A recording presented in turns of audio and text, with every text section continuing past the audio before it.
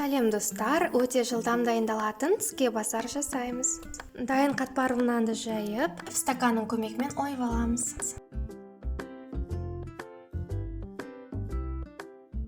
Пергамент қағаз төселген формаға барлығын тізіп қоямыз. Және жұмыртқаның сары уыздарымен үстін майлаймыз. Қызып тұрған духовкаға шамамен 20 минутқа жібереміз. Келесі кезекте салмасын дайындаймыз. Ол үшін бізге алдын ала пісіріп алған жұмыртқа және тунец, укроп, барлығын ұсақтап турап ыдысқа саламыз.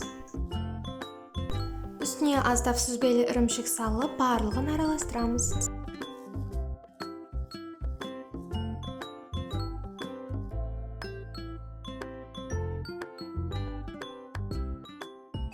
Қамырымыз дайын болды.